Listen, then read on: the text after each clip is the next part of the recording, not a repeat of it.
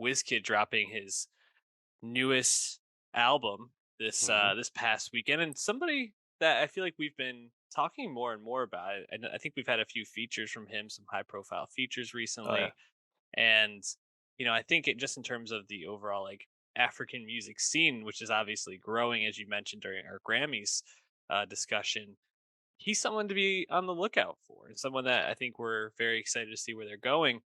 But this newest album, I gotta say, I didn't love it. I similar Hmm. to the last album we talked about, Christine and the Queen's album. I felt like there were moments where it felt very samey, very redundant, and just overall felt long. Did you have the same experience? Yeah, yeah, I did. I didn't really care for this new Wizkid album, More Love, Less Ego, his fifth album, first since 2020's Made in Lagos, which was the biggest album of his career. And Made in Lagos, I think that was like a really like watershed moment for Wizkid as an artist. Like obviously, non-Afro beats fans know Wizkid through the Drake feature, One Dance, Back on Views, one of the biggest songs of Drake's career, largely thanks to Wizkid kind of legitimizing Drake's foray into Afrobeat and dancehall and whatnot at that time. But Wizkid himself is, the best-selling Nigerian artist of all time. He's a very significant figure, and I was definitely anticipating this because we had missed the last album, and especially as an artist like Burna Boy, his fellow Nigerian, has really, I think, shined critically the past few years. I was anticipating hearing what Wizkid would be up to as Afrobeats has really expanded further into the West. And I think with More Love, Less Ego, Wizkid's like very smooth on this, right? He's almost always incredibly smooth, but like you said, it has a really samey vibe.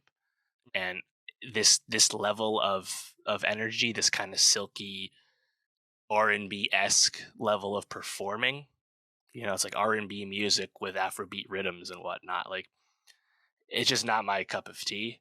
Just because like it doesn't really get me moving. Like it's not as big as some of my favorite Afrobeat songs are. And I didn't think Wizkid really brought enough to the table as a performer on this. It's not that it's bad; it sounds fine, but it just doesn't really wow you. Yeah, I think you hit the nail on the head. It's not There's no wow factor, and in fact, probably the only like wow factor to me on this was a non Kid moment, which is wow, the song "Wow," where Skepta comes in, and it's just like a pure shot of adrenaline into this listless album, Yeah, and I GQ was top five with no designer or whatever he says. yeah, fucking incredible. And I really needed that getting through this album.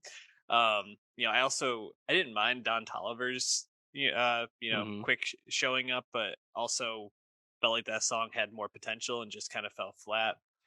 Just even the drum beat, and like you said, it's obviously heavily Afro beat, and there's a specific style to this, but there's very little switching up. I think the only kind of time that I really felt like he was maybe exploring some different sounds, or things felt a little bit different was the Skepta song "Wow," and then the two of the first three songs, "Balance" and "Bad to Me." I thought it sounded a little bit different and a little bit more energized, but I found myself feeling pretty bored with this one overall. Yeah. Even like every day you have a Maya Angelou sample, if it, as it were, dropped in, but then WizKid just doesn't really go anywhere with it.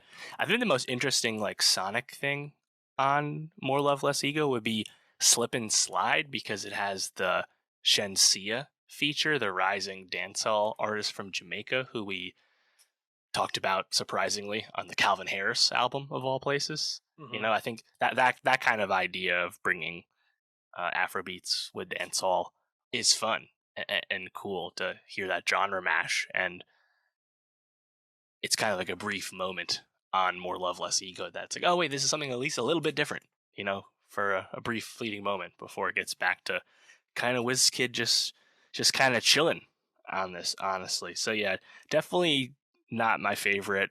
And I mean, it doesn't even compare to the Burna Boy albums of No, recent years. Not even close to me.